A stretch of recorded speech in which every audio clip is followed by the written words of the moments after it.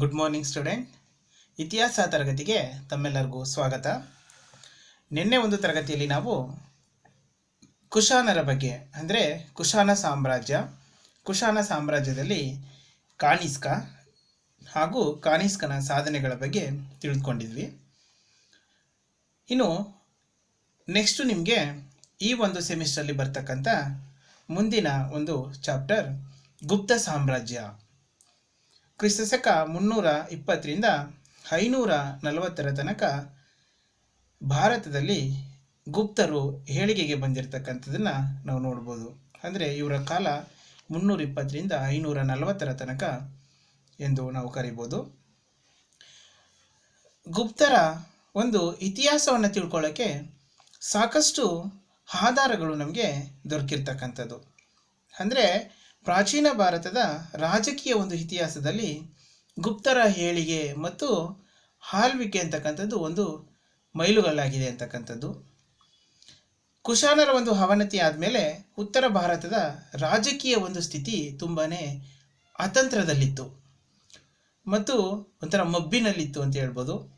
ಇಂತಹ ಒಂದು ಪರಿಸ್ಥಿತಿಯಲ್ಲಿ ಉದಯಿಸಿದಂತಹ ಗುಪ್ತ ಸಾಮ್ರಾಜ್ಯ ಭಾರತೀಯ ರಾಜಕೀಯಕ್ಕೆ ಒಂದು ಸ್ಥಿರತೆಯನ್ನು ಮತ್ತು ನಮ್ಮ ದೇಶದ ಸಂಸ್ಕೃತಿಗೆ ರಕ್ಷಣೆಯನ್ನು ಒದಗಿಸ್ತು. ಗುಪ್ತರ ಚಕ್ರಾಧಿಪತ್ಯ ಸ್ಥಾಪನೆಯ ಪೂರ್ವದಲ್ಲಿದ್ದ ಭಾರತದ ಸ್ಥಿತಿಯನ್ನು ಕುರಿತು ಡಾಕ್ಟರ್ ವಿ.ಎ. ಸ್ಮಿತ್ ಅಂತಕ್ಕಂಥವರು ಒಂದು ಮಾತನ್ನು ಹೇಳಿದ್ದಾರೆ. ಏನಪ್ಪ ಅಂದರೆ, ಕುಶಾನ ಹಾಗೂ ಆಂಧ್ರ ಸಂತತಿಗಳ ಪತನ ಮತ್ತು ಗುಪ್ತ ಸಾಮ್ರಾಜ್ಯದ ಏಳಿಗೆಯ ಮಧ್ಯದ ಕಾಲವನ್ನು ಭಾರತದ ಚರಿತ್ರೆಯಲ್ಲಿ ಒಂದು ಕಗ್ಗತ್ತಲೆಯ ಕಾಲ ಎಂದು ಅಭಿಪ್ರಾಯವನ್ನು ಪಟ್ಟಿರ್ತಕ್ಕಂಥದ್ದು. ಒಟ್ಟಿನಲ್ಲಿ ಗುಪ್ತ ಸಾಮ್ರಾಜ್ಯದ ಉದಯದೊಡನೆ ಕತ್ತಲೆ ಕಳೆದು ಸ್ಪಷ್ಟವಾದ ಐತಿಹಾಸಿಕ ಬೆಳಕು ಗೋಚರವಾಯಿತು ಎಂದು ಹೇಳಿದರೆ ತಪ್ಪಾಗಲಾರದು. ಭಾರತದಲ್ಲಿ ನೆಲೆಸಿದಂತಹ ವಿದೇಶಿಯರ ಆಳ್ವಿಕೆ ಇವರ ಉಗಮ ಆದಮೇಲೆ, ಅಂದರೆ ಗುಪ್ತ ಸಾಮ್ರಾಜ್ಯ ಉಗಮ ಆದಮೇಲೆ ವಿದೇಶಿಯರ ಆಳ್ವಿಕೆ ಅಂತಕ್ಕಂಥದ್ದು ಕೊನೆಗೊಳ್ತು. ಆರ್ಯ ಸಂಸ್ಕೃತಿ ಮತ್ತು ಸಂಸ್ಕೃತ ಭಾಷೆಗಳು ಪುನರುಜ್ಜೀವನಗೊಂಡವು. ಜನಜೀವನದಲ್ಲಿ ಹೊಸ ಕಳೆ ಮತ್ತು ಚೇತನಗಳು ಹರಳಿದವು.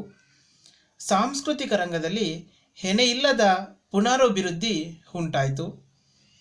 ಆದ್ದರಿಂದ ಗುಪ್ತರ ಕಾಲವನ್ನು ನಾವು ಪ್ರಾಚೀನ ಭಾರತದ ಇತಿಹಾಸದಲ್ಲಿ ಸುವರ್ಣಯುಗ ಎಂದು ಕರೆಯಲಾಗಿರ್ತಕ್ಕಂಥದ್ದು. ಈ ಯುಗವನ್ನು ಗ್ರೀಸಿನ ಪೆರಿಕ್ಲಿಸ್ನ ಯುಗಕ್ಕೂ ಮತ್ತು ಇಂಗ್ಲೆಂಡಿನ ಎಲಿಜಬೆತ್ ರಾಣಿಯ ಅಭ್ಯುದಯದ ಕಾಲಕ್ಕೂ ಹೋಲಿಸಲಾಗಿರ್ತಕ್ಕಂಥದ್ದು. ಇನ್ನು ಇವರ ಇತಿಹಾಸವನ್ನು ತಿಳ್ಕೋಬೇಕು ಅಂದರೆ ನಮಗೆ ತುಂಬಾ ಯಥೇಚ್ಛವಾದಂತಹ ಸಾಕಷ್ಟು ಆಧಾರಗಳು ದೊರಕಿರ್ತಕ್ಕಂಥದ್ದು. ಗುಪ್ತ ಸಾಮ್ರಾಜ್ಯದ ಮೇಲೆ ಬೆಳಕನ್ನು ಚೆಲ್ಲಿರ್ತಕ್ಕಂಥ ಆ ಆಧಾರಗಳು ಯಾವುದಪ್ಪ ಅಂದರೆ ಪುರಾಣಗಳು, ಸ್ಮೃತಿಗಳು, ವಿಶಾಖದತ್ತನ ಮುದ್ರ ರಾಕ್ಷಸ ಮತ್ತು ದೇವಿ ಚಂದ್ರಗುಪ್ತಂ, ಕಾಮಂದಕನ ನೀತಿಸಾರ, ಕಾಳಿದಾಸನ ಕೃತಿಗಳು, ವಜ್ಜೀರನ ಕೌಮುದಿ ಮಹೋತ್ಸವ, ಶೂದ್ರಕನ ಮೃಚ್ಛಕಟಿಕ, ಹರ್ಷಚರಿತೆ, ಜೈನ ಕೃತಿಗಳು, ಶಾಸನಗಳು, ಅದರಲ್ಲೂ ಅಲಹಾಬಾದ್ ಸ್ತಂಭಶಾಸನ, ಮೆಹರೌಲಿ ಸ್ತಂಭಶಾಸನ, ಇಂದೋರ್ ತಾಮ್ರಪಟ ಶಾಸನ, ಮಂಡಸೋರ್ ಶಾಸನ, ಸಮುದ್ರಗುಪ್ತನ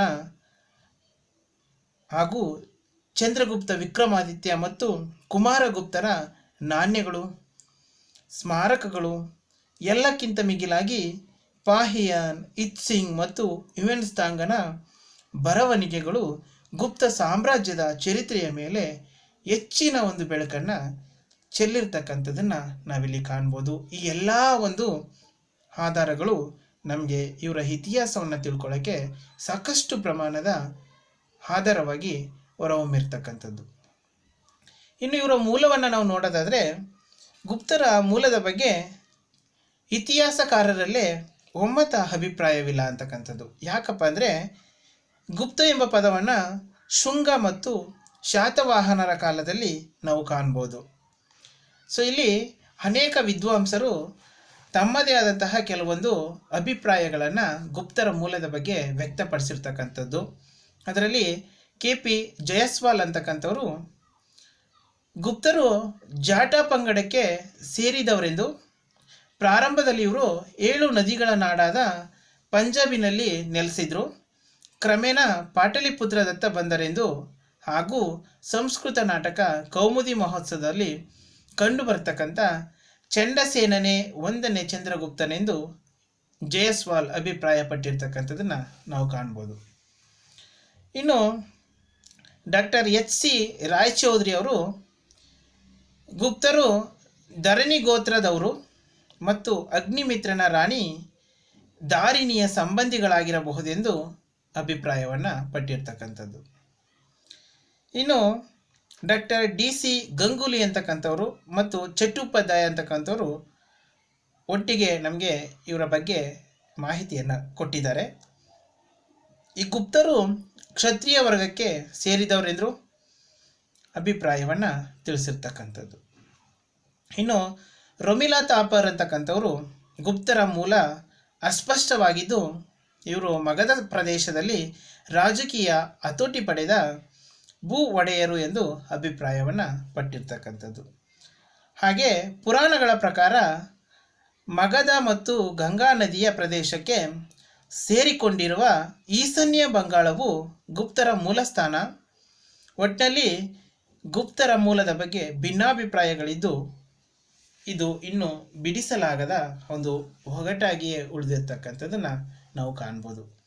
ಸೊ ಅದೇನೇ ಇರಲಿ, ಇವರ ಒಂದು ರಾಜಕೀಯ ಇತಿಹಾಸವನ್ನು ನಾವು ನೋಡೋದಾದರೆ, ಶ್ರೀಗುಪ್ತ ಕ್ರಿಸ್ತಶಕ 240ರಿಂದ 280 ತನಕ ಇಲ್ಲಿ ಆಳ್ವಿಕೆಯನ್ನು ಮಾಡಿರ್ತಕ್ಕಂಥದ್ದು. ಮಹಾರಾಜ ಶ್ರೀಗುಪ್ತ ಗುಪ್ತ ಸಂತತಿಯ ಸಂಸ್ಥಾಪಕನೆಂದು ಹರಿಶೇನನ ಅಲಹಾಬಾದ್ ಸ್ತಂಭ ಶಾಸನದಿಂದ ನಮಗೆ ತಿಳಿದು ಬರ್ತಕ್ಕಂಥದ್ದು. ಈತ ಕ್ರಿಸ್ತಶಕ 3ನೇ ಶತಮಾನದ ಒಂದು ಕೊನೆಯ ಭಾಗದಲ್ಲಿ ಮಗಧ ರಾಜ್ಯದ ಸಣ್ಣ ಪುಟ್ಟ ಪ್ರಾಂತ್ಯಗಳನ್ನು ಆಳ್ವಿಕೆ ಮಾಡ್ತಾ ಇದ್ದಂತೆ. ಈತನ ನಂತರ ಈತನ ಮಗ ಘಟೋತ್ಕಚಗುಪ್ತ ಅಧಿಕಾರಕ್ಕೆ ಬರ್ತಾನೆ ಅಂತಕ್ಕಂಥದ್ದು. ಇಲ್ಲಿ ನಿಮಗೆ ಶ್ರೀಗುಪ್ತನ ಬಗ್ಗೆ ಅಷ್ಟೇನು ಇಂಪಾರ್ಟೆಂಟ್ ಏನಿಲ್ಲ. ಸೊ ಇಲ್ಲಿ ಗುಪ್ತ ಸಾಮ್ರಾಜ್ಯದ ಮೂಲ ಸ್ಥಾಪಕ ಯಾರು ಎನ್ನೋದ್ರ ಬಗ್ಗೆ ತಿಳ್ಕೋಬೇಕು. ಹಾಗಾಗಿ ಇವನ ಬಗ್ಗೆ ನಿಮಗೆ ಸ್ವಲ್ಪ ಮಾತ್ರ ಮಾಹಿತಿಯನ್ನು ನಾನು ನಿಮಗೆ ಕೊಟ್ಟಿರ್ತಕ್ಕಂಥದ್ದು. ಇನ್ನು ಘಟೋತ್ಕಚಗುಪ್ತ ಈತನೂ ಸಹ ಅಷ್ಟೊಂದು ನಿಮಗೆ ಇಂಪಾರ್ಟೆಂಟ್ ಏನಿಲ್ಲ. ಇವನ ಬಗ್ಗೆನೂ ಸ್ವಲ್ಪ ಮಾತ್ರ ನಿಮಗೆ ಮಾಹಿತಿಯನ್ನು ಕೊಡ್ತೇನೆ. ಎಕ್ಸಾಮಲ್ಲೇನು ಇವನ ಬಗ್ಗೆ ನಿಮಗೆ ಕೇಳಲ್ಲ. ಶ್ರೀಗುಪ್ತನ ಮರಣದ ನಂತರ ಘಟೋತ್ಕಚಗುಪ್ತ ಏನು ಮಾಡ್ತಾನೆ, ಅಧಿಕಾರಕ್ಕೆ ಬರ್ತಾನೆ. ಈತನ ಕಾಲದ ಬಗ್ಗೆ ನಮಗೆ ಏನೂ ಸಹ ತಿಳಿದು ಬರುವುದಿಲ್ಲ. ಆದರೆ ವಾಕಟಕ ರಾಣಿ ಪ್ರಭಾವತಿ ಗುಪ್ತಳ 2 ಶಾಸನಗಳಲ್ಲಿ ಘಟೋತ್ಕಚನನ್ನು ಪ್ರಥಮ ಗುಪ್ತನೆಂದು ಹೇಳಿರ್ತಕ್ಕಂಥದ್ದು ಸ್ವಾರಸ್ಯಕರವಾಗಿದೆ ಅಂಥೇಳಿ. ಹಾಗೆ ವೈಶಾಲಿಯಲ್ಲಿ ದೊರೆತ ಗುಪ್ತರ ಮುದ್ರೆಯೊಂದರ ಮೇಲೆ ಘಟೋತ್ಕಚಗುಪ್ತ ಎಂಬ ಅಂಕಿತವಿದೆ. ಹಾಗಾಗಿ ಇವನ ಬಗ್ಗೆ ಆ ಒಂದು ವೈಶಾಲಿಯಲ್ಲಿ ದೊರೆತಿರ್ತಕ್ಕಂಥ ಮುದ್ರೆಯ ಆಧಾರದ ಮೇಲೆ ಈತ ಅಧಿಕಾರದಲ್ಲಿದ್ದ ಎಂಬುದು ನಮಗೆ ತಿಳಿದು ಬರ್ತಕ್ಕಂಥದ್ದು. ಸೊ ಇನ್ನು ಈತನ ಮರಣದ ನಂತರ 1ನೇ ಚಂದ್ರಗುಪ್ತ ಏನು ಮಾಡ್ತಾನೆ, ಸಿಂಹಾಸನಕ್ಕೆ ಬರ್ತಾನೆ. ಸೊ ಇಲ್ಲಿ ನಮಗೆ 1ನೇ ಚಂದ್ರಗುಪ್ತನ ಬಗ್ಗೆ ಹೇಳಬೇಕು ಅಂದರೆ, ಕ್ರಿಸ್ತಶಕ 320ರಿಂದ 335 ತನಕ 1ನೇ ಚಂದ್ರಗುಪ್ತ ಆಳ್ವಿಕೆಯನ್ನು ಮಾಡಿರ್ತಕ್ಕಂಥದ್ದು. ಗುಪ್ತ ವಂಶದ ಪ್ರಬಲ ದೊರೆಗಳಲ್ಲಿ 1ನೇ ಚಂದ್ರಗುಪ್ತ ಮೊದಲನೇವನು. ತುಂಬಾ ಪ್ರಭಾವಶಾಲಿಯಾಗಿದ್ದ, ತುಂಬ ಉತ್ತಮ ಆಡಳಿತಗಾರ ಆಗಿದ್ದ ಅಂತಕ್ಕಂಥದ್ದು. ಈತ ಮಹಾರಾಜಾದಿರಾಜ ಎಂಬ ಬಿರುದನ್ನು ಸಹ ಧರಿಸಿದ್ದ. ಹಾಗಾಗಿ ಈತನನ್ನು ಸ್ವತಂತ್ರ ರಾಜನೆಂದು ಪರಿಗಣಿಸಲಾಗಿರ್ತಕ್ಕಂಥದ್ದು. ಈತ ವೈವಾಹಿಕ ಸಂಬಂಧದ ಮೂಲಕ ಸಾಮ್ರಾಜ್ಯವನ್ನು ವಿಸ್ತರಿಸ್ತಾನೆ. ಲಿಚ್ಛವಿ ರಾಜಕುಮಾರಿ ಕುಮಾರದೇವಿಯನ್ನು ವಿವಾಹವಾಗ್ತಾನೆ. ಈ ವಿವಾಹದಿಂದಾಗಿ ಚಂದ್ರಗುಪ್ತ ಮಗಧ ಮತ್ತು ಸುತ್ತಮುತ್ತಲ ಪ್ರದೇಶಗಳಲ್ಲಿ ದೊಡ್ಡ ಶಕ್ತಿಯಾಗಿ ಬೆಳೀತಾನೆ ಅಂತಕ್ಕಂಥದ್ದು. ಈ ವಿವಾಹದ ಸ್ಮರಣಾರ್ಥವಾಗಿ ಚಿನ್ನದ ನಾಣ್ಯಗಳನ್ನು ಮುದ್ರಿಸಿ ಚಲಾವಣೆಗೆ ತಂದಿರ್ತಕ್ಕಂಥದ್ದನ್ನು ನಾವು ಕಾಣ್ಬೋದು. ಈ ನಾಣ್ಯಗಳ ಒಂದು ಮುಖದಲ್ಲಿ ಚಂದ್ರಗುಪ್ತ ಮತ್ತು ಅವನ ರಾಣಿ ಕುಮಾರದೇವಿಯ ಚಿತ್ರಗಳು ಹಾಗೂ ಹೆಸರುಗಳು ಇರತಕ್ಕಂಥದ್ದು. ಆದ್ದರಿಂದ ಲಿಚ್ಛವಿಯರ ಸಂಬಂಧ ಗುಪ್ತರ ಏಳಿಗೆಗೆ ಬಹುಮಟ್ಟಿಗೆ ಕಾರಣವಾಗಿದೆ ಅಂತೇಳಿ ನಾವಿಲ್ಲಿ ಕರೀಬೋದು. ಇನ್ನು ಸುಪ್ರಸಿದ್ಧನಾದಂತಹ 1ನೇ ಚಂದ್ರಗುಪ್ತ ಗುಪ್ತ ಶಕೆಯನ್ನು ತನ್ನ ಸಿಂಹಾಸನದ ಆರೋಹಣದ ಸ್ಮರಣಾರ್ಥವಾಗಿ ಕ್ರಿಸ್ತಶಕ 320ರಲ್ಲಿ ಸ್ಥಾಪಿಸಿದನೆಂದು ಭಾವಿಸಲಾಗಿದೆ. ಈತ ಪಾಟಲಿಪುತ್ರವನ್ನು ರಾಜಧಾನಿಯನ್ನಾಗಿ ಮಾಡಿಕೊಂಡು ರಾಜ್ಯಭಾರವನ್ನು ಮಾಡ್ತಾ ಇದ್ದ. ಈತನ ಸಾಮ್ರಾಜ್ಯ ಮಗಧ, ಬಿಹಾರ, ಪ್ರಯಾಗ ಮತ್ತು ಅಯೋಧ್ಯ ಮುಂತಾದಂತಹ ಪ್ರದೇಶಗಳನ್ನು ಒಳಗೊಂಡಿತ್ತು. ಈತನ ಮರಣದ ನಂತರ ಸಮುದ್ರಗುಪ್ತ ಅಧಿಕಾರಕ್ಕೆ ಬರ್ತಾನೆ ಅಂತಕ್ಕಂಥದ್ದು. ಇಲ್ಲಿ ನಿಮಗೆ ಮುಖ್ಯವಾಗಿ ಎಕ್ಸಾಮಲ್ಲಿ ನಿಮಗೆ 10ರಿಂದ 15 ಅಂಕಗಳಿಗೆ ಕೇಳ್ತಕ್ಕಂಥ ಕ್ವಶನ್ ಇದು, ಸಮುದ್ರಗುಪ್ತ. ಸೊ ಇವನ ಬಗ್ಗೆ ನೀವು ತುಂಬ ಕೇರ್ಫುಲ್ಲಾಗಿ ತಿಳ್ಕೋಬೇಕು. ಸಮುದ್ರಗುಪ್ತ ಕ್ರಿಸ್ತಶಕ 335ರಿಂದ 380ರ ತನಕ ಆಳ್ವಿಕೆಯನ್ನು ಮಾಡಿರ್ತಕ್ಕಂಥದ್ದು. ಗುಪ್ತ ಸಾಮ್ರಾಟರಲ್ಲೇ ಸರ್ವಶ್ರೇಷ್ಠ ದೊರೆ ಸಮುದ್ರಗುಪ್ತ. ಈತ ವಸುಬಂಧುವನ್ನು ಮಂತ್ರಿಯನ್ನಾಗಿ ಮಾಡಿಕೊಂಡಿದ್ದ. ಕ್ರಿಸ್ತಶಕ 335ರಿಂದ 380ರ ತನಕ ಗುಪ್ತ ಸಾಮ್ರಾಜ್ಯವನ್ನು ಆಳ್ವಿಕೆ ಮಾಡಿರ್ತಕ್ಕಂಥದ್ದನ್ನು ನಾವು ಕಾಣ್ಬೋದು. 1ನೇ ಚಂದ್ರಗುಪ್ತ ಮತ್ತು ಲಿಚ್ಛವಿಯ ಕುಮಾರದೇವಿ ಸಮುದ್ರಗುಪ್ತನ ಮಾತಾಪಿತೃಗಳು. ಈತನ ಸಾಹಸ, ಶೌರ್ಯ ಮತ್ತು ಮಹತ್ವಾಕಾಂಕ್ಷೆಗಳು ತುಂಬ ಮೇಲ್ಮಟ್ಟದಾಗಿದ್ದವು. ಆದ್ದರಿಂದ ಡಾಕ್ಟರ್ ವಿ.ಎ. ಸ್ಮಿತ್ ಅಂತಕ್ಕಂಥವರು ಒಂದು ಮಾತನ್ನು ಹೇಳಿದ್ದಾರೆ. ಅಂದರೆ ಸಮುದ್ರಗುಪ್ತನನ್ನು ಸುಶಿಕ್ಷಿತ ರಾಜ ಮತ್ತು ಭಾರತದ ನೆಪೋಲಿಯನ್ ಎಂದು ಬಣ್ಣಿಸಿರ್ತಕ್ಕಂಥದ್ದನ್ನು ನಾವು ಕಾಣ್ಬೋದು. ಈತ ಅಧಿಕಾರಕ್ಕೆ ಬಂದಾಗ ಸಿಂಹಾಸನ ಸುಖದ ಸುಪ್ಪತ್ತಿಗೆಯಾಗಿರದೆ ಮುಳ್ಳಿನ ಹಾಸಿಗೆಯಾಗಿತ್ತು.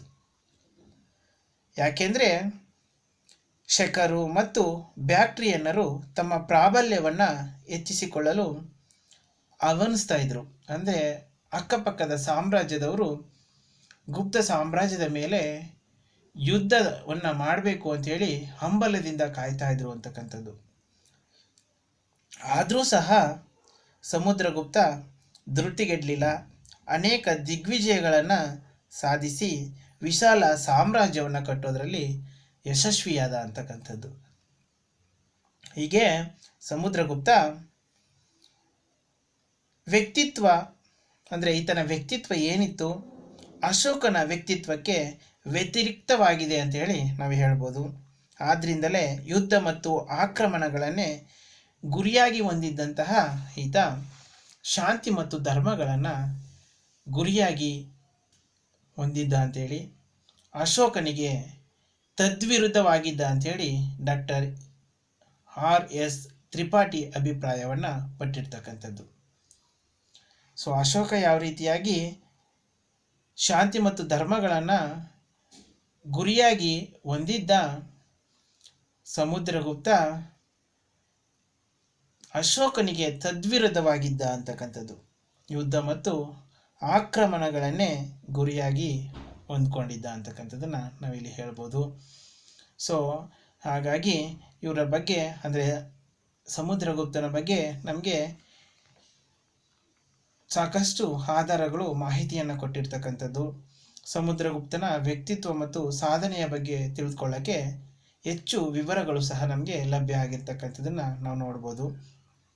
ಇದರಲ್ಲಿ ಹರಿಸೇನನಿಂದ ರಚಿತವಾಗಿರ್ತಕ್ಕಂಥ ಅಲಹಾಬಾದ್ ಸ್ತಂಭ ಶಾಸನ ಸಮುದ್ರಗುಪ್ತನ ಬಗ್ಗೆ ನಮಗೆ ವಿಶೇಷವಾದಂತಹ ರೀತಿಯಲ್ಲಿ ಮಾಹಿತಿಯನ್ನು ಕೊಟ್ಟಿರ್ತಕ್ಕಂಥದ್ದು. ಈ ಅಲಹಾಬಾದ್ ಸ್ತಂಭ ಶಾಸನ ಈತನ ಒಂದು ದಿಗ್ವಿಜಯಗಳ ಬಗ್ಗೆ, ಸಾಧನೆಗಳ ಬಗ್ಗೆ ಮಾಹಿತಿಯನ್ನು ನಮಗೆ ಕೊಟ್ಟಿರ್ತಕ್ಕಂಥದ್ದು. ನಳಂದ ಮತ್ತು ಗಯಾದ ತಾಮ್ರಪಟಗಳು ಸಹ ಗುಪ್ತ ಒಂದು ಸಾಮ್ರಾಜ್ಯದ ಅರಸನಾದಂತಹ ಸಮುದ್ರಗುಪ್ತನ ಬಗ್ಗೆ ಮಾಹಿತಿಯನ್ನು ಕೊಟ್ಟಿರ್ತಕ್ಕಂಥದ್ದನ್ನು ನಾವು ನೋಡ್ಬೋದು. ಹಾಗೂ ಸಮುದ್ರಗುಪ್ತನ ಒಂದು ನಾಣ್ಯಗಳು ಸಹ ಸಮುದ್ರಗುಪ್ತನ ಬಗ್ಗೆ ಮಾಹಿತಿಯನ್ನು ಕೊಟ್ಟಿದ್ದಾವೆ ಅಂತಕ್ಕಂಥದ್ದು. ಇನ್ನು ಅಲಹಾಬಾದ್ ಸ್ತಂಭ ಶಾಸನದ ಬಗ್ಗೆ ನಾವು ಹೇಳೋದಾದರೆ, ಎಕ್ಸಾಮಲ್ಲಿ ನಿಮಗೆ ಅಲಹಾಬಾದ್ ಸ್ತಂಭ ಶಾಸನದ ಬಗ್ಗೆ 5 ಮಾರ್ಕ್ಸ್ಗೆ ಕೇಳ್ತಾರೆ. ಈ ಕ್ವಶನ್ ಟಿಪ್ಪಣಿ ಕೇಳ್ತಾರೆ. ಅಲಹಾಬಾದ್ ಸ್ತಂಭ ಶಾಸನ ಅಂತ ಕೇಳ್ಬಿಟ್ಟು 5 ಮಾರ್ಕ್ಸ್ ಟಿಪ್ಪಣಿಗೆ ಕ್ವಶನನ್ನು ಕೇಳ್ತಕ್ಕಂಥದ್ದು. ಸೊ ಇದ್ರ ಬಗ್ಗೆ ಹೇಳೋದಾದರೆ, ಅಲಹಾಬಾದ್ ಸ್ತಂಭ ಶಾಸನವು ಸಮುದ್ರಗುಪ್ತನ ವ್ಯಕ್ತಿತ್ವ ಮತ್ತು ಸಾಧನೆಗಳನ್ನು ತಿಳಿಸ್ತಕ್ಕಂಥ ಏಕಮೇವ ಐತಿಹಾಸಿಕ ದಾಖಲೆಯಾಗಿರ್ತಕ್ಕಂಥದ್ದು. ಸಮುದ್ರಗುಪ್ತನ ಪ್ರಧಾನ ದಂಡನಾಯಕನಾದಂತಹ ಅರಿಶೇನ ಈ ಶಾಸನದ ಕರ್ತೃವಾಗಿದ್ದಾನೆ. ಮೊದಲು ಅಶೋಕ ಚಕ್ರವರ್ತಿಯಿಂದ ಕೌಸುಂಬಿ ಬಳಿಯಲ್ಲಿ ಸ್ಥಾಪಿತವಾಗಿದ್ದಂತಹ ಈ ಸ್ತಂಭದ ಮೇಲೆ ಸಮುದ್ರಗುಪ್ತ ಏನು ಮಾಡಿದ್ದಾನೆ, ತನ್ನ ದಿಗ್ವಿಜಯಗಳನ್ನು ಕೆತ್ತಿಸಿದ ಅಂತಕ್ಕಂಥದ್ದು. ನಂತರ ಇದನ್ನು ಫಿರೋಜ್ ಶಾ ತುಘಲಕ್ ಅಲಹಾಬಾದ್ಗೆ ಸಾಗಿಸ್ತಾನೆ. ಸೊ ಅಲಹಾಬಾದ್ ಶಾಸನ ನಾಗರ ಲಿಪಿಯಲ್ಲಿ ಇರ್ತಕ್ಕಂಥದ್ದು ಮತ್ತು ಸಂಸ್ಕೃತ ಭಾಷೆಯಲ್ಲಿ ಇರ್ತಕ್ಕಂಥದ್ದು. ಈ ಅಲಹಾಬಾದ್ ಸ್ತಂಭ ಶಾಸನ 33 ಸಾಲುಗಳನ್ನು ಒಳಗೊಂಡಿದೆ. ಈ ಶಾಸನ ಒಂದು ಬೃಹತ್ ವಾಕ್ಯದಲ್ಲಿ ಇರ್ತಕ್ಕಂಥದ್ದನ್ನು ನಾವು ಕಾಣ್ಬೋದು. ಅಂದರೆ ನಾಗರ ಲಿಪಿಯಲ್ಲಿ ಇರ್ತಕ್ಕಂಥದ್ದು, ಸಂಸ್ಕೃತ ಭಾಷೆಯನ್ನು ಹೊಂದಿರತಕ್ಕಂಥದ್ದು, 33 ಸಾಲುಗಳಿಂದ ಕೂಡಿರ್ತಕ್ಕಂಥ ಈ ಶಾಸನ ಒಂದೇ ಒಂದು ಬೃಹತ್ ವಾಕ್ಯವನ್ನು ಹೊಂದಿರತಕ್ಕಂಥದ್ದು. ಈ ಶಾಸನದ ಭಾಷಾ ಶೈಲಿ ಶ್ರೇಷ್ಠ ಮಟ್ಟದಿಂದ ಕೂಡಿದ್ದು ಮಹಾಕವಿ ಕಾಳಿದಾಸನ ಶೈಲಿಯನ್ನು ಹೋಲ್ತಕ್ಕಂಥದ್ದು. ತುಂಬಿದ ಒಂದು ಸಭೆಯಲ್ಲಿ 1ನೇ ಚಂದ್ರಗುಪ್ತನು ತನ್ನ ಮಗ ಸಮುದ್ರಗುಪ್ತನನ್ನು ಆಲಂಗಿಸಿಕೊಂಡು ಭಾವೋದ್ವೇಗನಾಗಿ, ನೀನು ಅರ್ಹನಾಗಿದ್ದೀಯೇ, ಬಾ, ಈ ಇಡೀ ಭೂಮಿಯನ್ನು ಹಾಳು ಎಂದು ಘೋಷಣೆಯನ್ನು ಮಾಡ್ತಾನಂತೆ. ತುಂಬಿದ ಒಂದು ಮಹಾಸಭೆಯಲ್ಲಿ ಇಡೀ ಭೂಮಂಡಲವನ್ನೇ ಆಳ್ವಿಕೆ ಮಾಡು ಅಂತೇಳಿ ಆತ ಚಂದ್ರಗುಪ್ತನನ್ನು ಆಲಿಂಗನ ಮಾಡಿಕೊಂಡು ಹೇಳ್ತಕ್ಕಂಥ ಮಾತು. ಈ ಒಂದು ಮಹಾಸಭೆಯಲ್ಲಿದ್ದಂತಹ ಮಾಂಡಲಿಕರು, ಸಭಿಕರು ಹರ್ಷೋದ್ಗಾರ ಮಾಡಿದ್ದರೆಂದು ಈತನ ಸಹೋದರರಿಗೆ ಅಸಮಾಧಾನವಾಯಿತೆಂದು ಅಲಹಾಬಾದ್ ಸ್ತಂಭ ಶಾಸನ ನಮಗೆ ಉಲ್ಲೇಖವನ್ನು ಕೊಟ್ಟಿರ್ತಕ್ಕಂಥದ್ದು. ಈ ಶಾಸನದಲ್ಲಿ ಸಮುದ್ರಗುಪ್ತನ ನೈತಿಕ, ಬೌದ್ಧಿಕ, ಸೈನಿಕ ಸಾಮರ್ಥ್ಯವನ್ನು ಮತ್ತು ಈತನ ಧರ್ಮ ಪ್ರೇಮವನ್ನು ಹಾಗೂ ಕಾವ್ಯ ಪ್ರತಿಭೆಯನ್ನು ಉಲ್ಲೇಖಿಸಿರ್ತಕ್ಕಂಥದ್ದನ್ನು ನಾವು ಕಾಣ್ಬೋದು. ಆದರೆ ಈ ಅಲಹಾಬಾದ್ ಸ್ತಂಭ ಶಾಸನ ಪ್ರಾದೇಶಿಕವಾಗಲಿ ಕಾಲಾನುಕ್ರಮದಲ್ಲಾಗಲಿ ಇಲ್ಲದೆ ಇರ್ತಕ್ಕಂಥದ್ದು, ನಮಗೆ ಇಲ್ಲದೆ ಒಂದು ಬೆರೆತು ಹೋಗಿರ್ತಕ್ಕಂಥದ್ದನ್ನು ನಾವು ಕಾಣ್ಬೋದು. ಹಾಗೆ ಅಶ್ವಮೇಧ ಯಾಗದ ಬಗ್ಗೆ ಈ ಒಂದು ಅಲಹಾಬಾದ್ ಸ್ತಂಭ ಶಾಸನದಲ್ಲಿ ಯಾವುದೇ ರೀತಿಯ ಉಲ್ಲೇಖ ಇಲ್ಲ.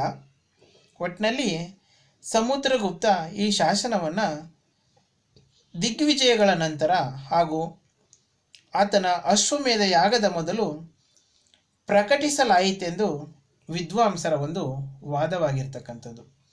ಅಂದರೆ ಈತನ ಒಂದು ದಿಗ್ವಿಜಯ ಆದಮೇಲೆ ಈ ಅಲಹಾಬಾದ್ ಸ್ತಂಭ ಶಾಸನವನ್ನು ಈತ ಕೆತ್ತಿಸಿರ್ತಕ್ಕಂಥದ್ದು. ಸೊ ಅಶ್ವಮೇಧ ಯಾಗಕ್ಕಿಂತ ಮೊದಲು ಈ ಒಂದು ಅಲಹಾಬಾದ್ ಸ್ತಂಭ ಶಾಸನವನ್ನು ಈತ ಪ್ರಕಟಣೆ ಮಾಡಿರ್ತಕ್ಕಂಥದ್ದನ್ನು ನಾವು ಕಾಣ್ಬೋದು. ಹಾಗಾಗಿ ಈತನ ಒಂದು ದಿಗ್ವಿಜಯಗಳನ್ನು ನಾವು ನೋಡೋದಾದರೆ, ಸಮುದ್ರಗುಪ್ತನ ದಿಗ್ವಿಜಯಗಳು, ಅಲಹಾಬಾದ್ ಸ್ತಂಭ ಶಾಸನದ ಪ್ರಕಾರ ಸಮುದ್ರಗುಪ್ತ ಮಹಾದಿಗ್ವಿಜಯಿಯಾಗಿದ್ದು ಈತನ ದಂಡಯಾತ್ರೆಗಳನ್ನು 4 ಭಾಗಗಳನ್ನಾಗಿ ನಾವು ವಿಂಗಡಣೆ ಮಾಡ್ಕೋಬೋದು. ಮೊದಲನೇದು ಆರ್ಯವರ್ತದ ಅಥವಾ ಉತ್ತರ ಭಾರತದ ದಂಡಯಾತ್ರೆ ಅಂತ ಹೇಳಿ. ಮೊದಲನೇ ಒಂದು ದಂಡಯಾತ್ರೆ ಆರ್ಯವರ್ತದ ಅಥವಾ ಉತ್ತರ ಭಾರತದ ದಂಡಯಾತ್ರೆ. ಸಮುದ್ರಗುಪ್ತ ಮೊದಲು ತನ್ನ ತಂದೆಯಿಂದ ಪಡೆದ ಪ್ರದೇಶಗಳಲ್ಲಿ ತನ್ನ ಸ್ಥಾನಮಾನಗಳನ್ನು ಭದ್ರಪಡಿಸ್ಕೊಂಡ ನಂತರ ಉತ್ತರದ ಆರ್ಯವರ್ತದ ಕಡೆ ದಂಡಯಾತ್ರೆಯನ್ನು ಕೈಗೊಂಡ. ಸಮುದ್ರಗುಪ್ತ ಉತ್ತರದಲ್ಲಿ 9 ರಾಜರುಗಳನ್ನು ಸೋಲಿಸ್ತಾನೆ, ರಾಜ್ಯವನ್ನು ವಿಸ್ತಾರ ಮಾಡ್ತಾನೆ. ಅಲಹಾಬಾದ್ ಸ್ತಂಭ ಶಾಸನ 13, 14 ಮತ್ತು 21, 23 ಸಾಲುಗಳಲ್ಲಿ ಈ 9 ಜನ ರಾಜರನ್ನು ಸೋಲಿಸಿರ್ತಕ್ಕಂಥದ್ರ ಬಗ್ಗೆ ನಮಗೆ ಮಾಹಿತಿಯನ್ನು ಒದಗಿಸ್ಕೊಟ್ಟಿದೆ ಅಂತಕ್ಕಂಥದ್ದು. ಆ ರಾಜರುಗಳು ಯಾರಪ್ಪ ಅಂದರೆ ನಾಗಸೇನ, ಗಣಪತಿ ನಾಗ, ಅಚ್ಯುತ, ಚಂದ್ರವರ್ಮ, ರುದ್ರದೇವ, ಮಾತಿಲ, ನಾಗದತ್ತ, ನಂದಿನ್ ಮತ್ತು ಬಲವರ್ಮ ಅಂತಕ್ಕಂಥವ್ರು. ಇಷ್ಟೇ ಅಲ್ಲದೆ ಶ್ರಾವಸ್ತಿಯಲ್ಲಿ ಆಳುತ್ತಿದ್ದ ಕೋಟಾ ಮನೆತನದ ಅರಸನನ್ನು ಸಹ ಸಮುದ್ರಗುಪ್ತ ಸೋಲಿಸಿದ.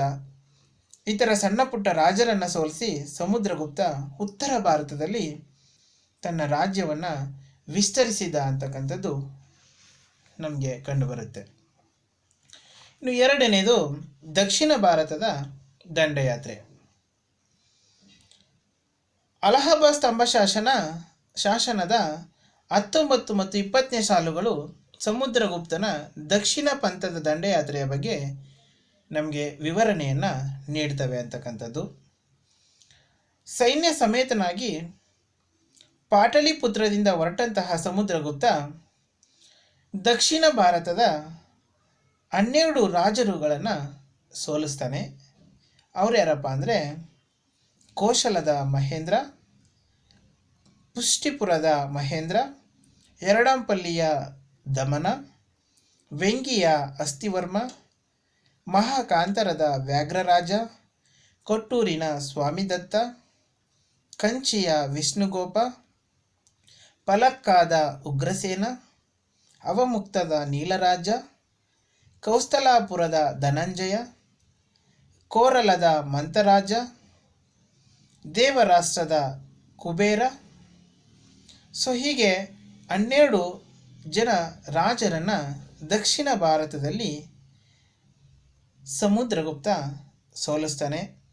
ಸಮುದ್ರಗುಪ್ತ ಮೊದಲು ಈ ಅರಸರನ್ನು ಬಂಧಿಸ್ತಾನೆ, ಬಂಧಿಸಿ ಇವರನ್ನು ಬಿಡುಗಡೆಯನ್ನು ಸಹ ಮಾಡ್ತಾನೆ ಅಂತಕ್ಕಂಥದ್ದು. ದಕ್ಷಿಣದ ರಾಜ್ಯಗಳು ತನ್ನ ರಾಜಧಾನಿಗೆ ಬಹುದೂರವಿದ್ದರಿಂದ ಆ ಅರಸರುಗಳಿಂದ ಕೇವಲ ಸಾಮ್ರಾಟ ಅಂತೇಳಿ ಕರೆಸ್ಕೊಂಡು ಅವರಿಂದ ಕಪ್ಪು ಕಾಣಿಕೆಗಳನ್ನು ಮಾತ್ರ ಸ್ವೀಕರಿಸ್ತಾ, ಜೊತೆಗೆ ಅವರವರ ರಾಜ್ಯಗಳನ್ನು ಅವರಿಗೆ ವಾಪಸ್ಸು ಕೊಟ್ಬಿಟ್ಟ ಅಂತಕ್ಕಂಥದ್ದನ್ನು ನಾವಿಲ್ಲಿ ಹೇಳ್ಬೋದು. ಸೊ ಹೀಗಾಗಿ ಸಮುದ್ರಗುಪ್ತ ದಕ್ಷಿಣದ ರಾಜ್ಯ ಏನು ಗೆದ್ದಿದ್ದ ಆ ರಾಜ್ಯಗಳನ್ನೆಲ್ಲ ದಕ್ಷಿಣದ ರಾಜರುಗಳಿಗೆ ವಾಪಸ್ ಕೊಟ್ಟು ಅವರಿಂದ ಕೇವಲ ಕಪ್ಪ ಕಾಣಿಕೆಯನ್ನು ಮಾತ್ರ ಸ್ವೀಕಾರ ಮಾಡ್ತಾನೆ. ಸ್ವೀಕಾರ ಮಾಡಿ ತನ್ನ ಒಂದು ಈ ದಂಡಯಾತ್ರೆಯ ಒಂದು ಸಾಧನೆಯನ್ನೇ ಪ್ರಧಾನವಾಗಿಟ್ಕೊಂಡು ಸಮುದ್ರಗುಪ್ತ ಭಾರತದ ನೆಪೋಲಿಯನ್ ಅಂತೇಳಿ ಕರೆಸ್ಕೊಂಡಿರ್ತಕ್ಕಂಥದ್ದನ್ನು ನಾವು ನೋಡ್ಬೋದು. ಸೊ ಇನ್ನು ಅಡವಿ ರಾಜ್ಯಗಳ ಮೇಲೆ ದಂಡಯಾತ್ರೆ ಅಂತಕ್ಕಂಥದ್ದು. ಸಮುದ್ರಗುಪ್ತನು ಸೈನ್ಯ ಸಮೇತವಾಗಿ ಪಾಟಲಿಪುತ್ರದಿಂದ ಹೊರಡ್ತಾನೆ. ಮಗಧ ರಾಜ್ಯದ ದಕ್ಷಿಣದಲ್ಲಿದ್ದಂತಹ ಅಡವಿ ರಾಜ್ಯಗಳ ಮೇಲೆ ದಂಡಯಾತ್ರೆಯನ್ನು ಕೈಗೊಳ್ತಾನೆ. ಉತ್ತರ ಮತ್ತು ದಕ್ಷಿಣ ಭಾರತದ ನಡುವೆ ಸಂಪರ್ಕ ಕಲ್ಪಿಸಬೇಕಾಗಿದ್ದರಿಂದ ಸಮುದ್ರಗುಪ್ತ ವಿಂಧ್ಯ ಪರ್ವತದ ಬಾಗೇಲಖಂಡ, ರುವ, ನಾಗಪುರ ಸೊ ಈ ಅಡವಿ ರಾಜರನ್ನು ಸೇವಕರ ಸ್ಥಿತಿಗೆ ತಂದ ಎಂಬುದಾಗಿ ಶಾಸನಗಳಿಂದ ನಮಗೆ ತಿಳಿದು ಬರುತ್ತೆ ಅಂತಕ್ಕಂಥದ್ದು. ಅಡವಿ ರಾಜ್ಯಗಳು ಅಂದರೆ ಕಾಡಂಚಿನ ಒಂದು ರಾಜ್ಯಗಳು ಅಂತೇಳಿ ನಾವು ತಿಳ್ಕೊಬೋದು. ಸೊ ಇನ್ನು ಗಡಿನಾಡ ರಾಜ್ಯಗಳ ಮೇಲೆ ದಂಡಯಾತ್ರೆ ಅಂತಕ್ಕಂಥದ್ದು, ಅಂದರೆ ಗಡಿ ಪ್ರದೇಶಗಳ ಮೇಲೆ ದಂಡಯಾತ್ರೆಯನ್ನು ಈತ ಕೈಗೊಂಡಿರ್ತಕ್ಕಂಥದ್ದು. ಸೊ ಈತನ ಅಲಹಾಬಾದ್ ಸ್ತಂಭ ಶಾಸನದ ಒಂದು 22ನೇ ಸಾಲು ಸಮುದ್ರಗುಪ್ತನು ಗಡಿ ರಾಜ್ಯಗಳ ಮೇಲೆ ಕೈಗೊಂಡಂತಹ ಒಂದು ದಂಡಯಾತ್ರೆಯ ವಿಷಯವನ್ನು ತಿಳಿಸುತ್ತೆ. ಸಮುದ್ರಗುಪ್ತನ ಪ್ರಚಂಡ ವಿಜಯದಿಂದ ಎದುರುಕೊಂಡಂತಹ ಸಮತಟ, ದವಕ, ನೇಪಾಳ, ಕಾರ್ತ್ರಿಪುರ ಮುಂತಾದ ಗಡಿನಾಡ ಅರಸರು ತಾವಾಗಿಯೇ ಮುಂದೆ ಬಂದು ಸಮುದ್ರಗುಪ್ತನ ಸಾರ್ವಭೌಮತ್ವವನ್ನು ಅಂಗೀಕರಿಸ್ತಾರೆ ಮತ್ತು ಅವರಾಗಿದ್ದವರೇ ಕಪ್ಪ ಕಾಣಿಕೆಯನ್ನು ನೀಡೋದಕ್ಕೆ ಒಪ್ಕೊಂಡ್ರು ಅಂತಕ್ಕಂಥದ್ದು. ಸೊ ಇದಾದ ನಂತರ ಗಣರಾಜ್ಯಗಳ ಮೇಲೆ ದಂಡಯಾತ್ರೆಯನ್ನು ಈತ ನಡೆಸ್ತಾನೆ. ಪಂಜಾಬ್ ಮತ್ತು ರಾಜಸ್ಥಾನಗಳಲ್ಲಿ ಇದ್ದಂತಹ 9 ಗಣರಾಜ್ಯಗಳು ಸಮುದ್ರಗುಪ್ತನ ಸಾರ್ವಭೌಮತ್ವವನ್ನು ಒಪ್ಕೊಂಡ್ವೆಂದು ನಮಗೆ ತಿಳಿದು ಬರುತ್ತೆ. ಸೊ ಇವರುಗಳು ಸಮುದ್ರಗುಪ್ತನಿಗೆ ಗೌರವ ಮತ್ತು ಕಾಣಿಕೆಗಳನ್ನು ನೀಡುವ ಮತ್ತು ಚಕ್ರವರ್ತಿಯ ಆಜ್ಞೆಯನ್ನು ಪಾಲಿಸುವ ಅಧೀನ ಮಿತ್ರರಾದರು ಅಂತೇಳಿ ನಾವಿಲ್ಲಿ ತಿಳ್ಕೊಬೋದು. ಇನ್ನು ಸಮುದ್ರಗುಪ್ತನ ಪ್ರತಿಷ್ಠೆ ಹಾಗೂ ಪ್ರಭಾವಗಳು ಭಾರತದ ಹೊರಗಿನ ದೇಶಗಳಿಗೂ ಸಹ ಮುಟ್ಟಿತು. ಕಾಬೂಲಿನ ಕುಶಾನ ದೊರೆ ದೇವಪುತ್ರ ಶಾಹಿ, ಪಶ್ಚಿಮ ಭಾರತದ ಶಕರು ಮತ್ತು ಸಿಂಹಳದ ಅರಸ ಮೇಘವರ್ಮ ಇವರೆಲ್ಲರೂ ಸಮುದ್ರಗುಪ್ತನ ಸ್ನೇಹವನ್ನು ಯಾಚಿಸಿದ್ರು ಅಂತಕ್ಕಂಥದ್ದು. ಸಿಂಹಳದ ಅರಸನಾದ ಮೇಘವರ್ಮ ಅಮೂಲ್ಯವಾದ ವಸ್ತ್ರಾಭರಣಗಳನ್ನು ತನ್ನ ರಾಯಭಾರಿಯ ಮೂಲಕ ಸಮುದ್ರಗುಪ್ತನಿಗೆ ಕಳುಹಿಸಿ ಬುದ್ಧಗಯ ಬಳಿ ಒಂದು ಬೌದ್ಧ ವಿಹಾರವನ್ನು ಕಟ್ಟಲು ಅಪ್ಪನೆ ಬೇಡಿದ್ದನೆಂದು ಯುವೆನ್ಸ್ತಾಂಗನ ಒಂದು ಬರವಣಿಗೆಯಿಂದ ನಮಗೆ ತಿಳಿದು ಬರ್ತಕ್ಕಂಥದ್ದು. ಸೊ ಒಟ್ಟಿನಲ್ಲಿ ಸಮುದ್ರಗುಪ್ತ ತನ್ನ ನೆರೆಹೊರೆ ಮತ್ತು ವಿದೇಶಿ ರಾಜ್ಯಗಳೊಡನೆ ಉತ್ತಮ ರಾಜತಾಂತ್ರಿಕ ಸಂಬಂಧವನ್ನು ಸಹ ಇಲ್ಲಿ ಹೊಂದಿದ್ದ ಅಂತ ಹೇಳಿದ್ರೆ ತಪ್ಪಾಗಲಾರದು. ಇನ್ನು ಇವನ ಒಂದು ಅಶ್ವಮೇಧ ಯಾಗದ ಬಗ್ಗೆ ಹೇಳಬೇಕು ಅಂದರೆ, ಸಮುದ್ರಗುಪ್ತ ತನ್ನ ಮಹಾ ದಂಡಯಾತ್ರೆಗಳ ನೆನಪಿಗಾಗಿ ಅಥವಾ ಸಾರ್ವಭೌಮತ್ವಕ್ಕಾಗಿ ಪಾಟಲಿಪುತ್ರದಲ್ಲಿ ಅಶ್ವಮೇಧ ಯಾಗವನ್ನು ಮಾಡಿರ್ತಕ್ಕಂಥದ್ದು ಹಾಗೂ ಅಶ್ವಮೇಧ ಪರಾಕ್ರಮ ಎಂಬ ಬಿರುದನ್ನು ಈತ ಧರಿಸಿರ್ತಕ್ಕಂಥದ್ದು. ಅಶ್ವಮೇಧ ಯಾಗ ಮಾಡಿದ ಕುರುಹಾಗಿ ಅಶ್ವಮೇಧ ಚಿತ್ರಗಳನ್ನೊಳಗೊಂಡ ನಾಣ್ಯಗಳನ್ನು ಈತ ಟಂಗ್ಸಿರ್ತಕ್ಕಂಥದ್ದನ್ನು ಅಥವಾ ಅಚ್ಚು ಹಾಕ್ಸಿರ್ತಕ್ಕಂಥದ್ದನ್ನು ನಾವು ಕಾಣ್ಬೋದು. ಸೊ ಬಹಳ ದಿನಗಳಿಂದ ನಿಂತು ಹೋಗಿದ್ದಂತಹ ಅಶ್ವಮೇಧ ಯಾಗವನ್ನು ಪುನರ್ ಆರಂಭಿಸಿದ ಅಂತಕ್ಕಂಥ ಒಂದು ಕೀರ್ತಿ ಸಮುದ್ರಗುಪ್ತನಿಗೆ ಸಲ್ತಕ್ಕಂಥದ್ದು. ಆದ್ದರಿಂದ ಅಶ್ವಮೇಧ ಯಾಗವನ್ನು ಮಾಡಿದ ಮೊದಲ ಚಾರಿತ್ರಿಕ ಅರಸು ಸಮುದ್ರಗುಪ್ತ ಅಂದರೆ ತಪ್ಪಾಗಲಾರದು. ಅಶ್ವಮೇಧ ಯಾಗ ಅಂದರೆ ಗೊತ್ತಾ? ಅಶ್ವಮೇಧ ಯಾಗ ಅಂತಂದರೆ ಮದವೇರಿದ ಒಂದು ಕುದುರೆಯನ್ನು ರಾಜ್ಯದಲ್ಲಿ ಬಿಡ್ತಕ್ಕಂಥದ್ದು. ಆ ಕುದುರೆಯನ್ನು ಯಜ್ಞ ಕಂಬಕ್ಕೆ ಅಥವಾ ಒಂದು ಕಂಬಕ್ಕೆ ಯಾರು ಕಟ್ಟುತ್ತಾರೆ ಆ ಸಾಮ್ರಾಜ್ಯದ ಮೇಲೆ ಯುದ್ಧವನ್ನು ಸಾರ್ತಕ್ಕಂಥದ್ದು. ಇದಕ್ಕೆ ಅಶ್ವಮೇಧ ಯಾಗ ಅಂತೇಳಿ ನಾವು ಕರೆಯತಕ್ಕಂಥದ್ದು. ಸೊ ಈ ಅಶ್ವಮೇಧ ಯಾಗವನ್ನು ಮಾಡಿದಂತಹ ಮೊದಲ ಚಾರಿತ್ರಿಕ ಅರಸು ಅಂತೇಳಿ ಸಮುದ್ರಗುಪ್ತನನ್ನು ನಾವು ಕರೆದಿರ್ತಕ್ಕಂಥದ್ದು. ಇನ್ನು ಈತನ ಸಾಮ್ರಾಜ್ಯ ಉತ್ತರದಲ್ಲಿ ಹಿಮಾಲಯದಿಂದ, ದಕ್ಷಿಣದಲ್ಲಿ ನರ್ಮದಾ ನದಿಯವರೆಗೂ, ಪೂರ್ವದಲ್ಲಿ ಬಂಗಾಳದಿಂದ, ಪಶ್ಚಿಮದಲ್ಲಿ ಯಮುನಾ ಮತ್ತು ಚಂಬಲ್ ನದಿಯವರೆಗೂ ವಿಸ್ತರಿಸಿತ್ತು ಅಂತಕ್ಕಂಥದ್ದು. ಅಂದರೆ ಸಮುದ್ರಗುಪ್ತನ ಆಳ್ವಿಕೆಯಲ್ಲಿ ಗುಪ್ತ ಸಾಮ್ರಾಜ್ಯದ ಒಂದು ವಿಸ್ತಾರ ಇದು. ಸೊ ಹಾಗಾಗಿ ಸುಮಾರು ಭಾರತಾದ್ಯಂತ ಗುಪ್ತ ಸಾಮ್ರಾಜ್ಯವನ್ನು ವಿಸ್ತರಣೆ ಮಾಡಿದಂತಹ ಕೀರ್ತಿ ಸಮುದ್ರಗುಪ್ತನಿಗೆ ಸಲ್ಲುತ್ತೆ ಅಂತಕ್ಕಂಥದ್ದು. ಸೊ ಮಕ್ಕಳ, ಇವತ್ತಿಗೆ ಇಷ್ಟಿರಲಿ.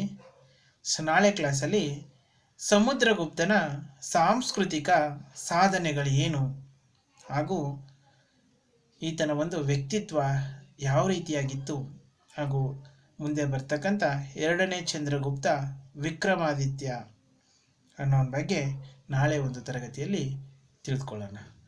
Thank you very much.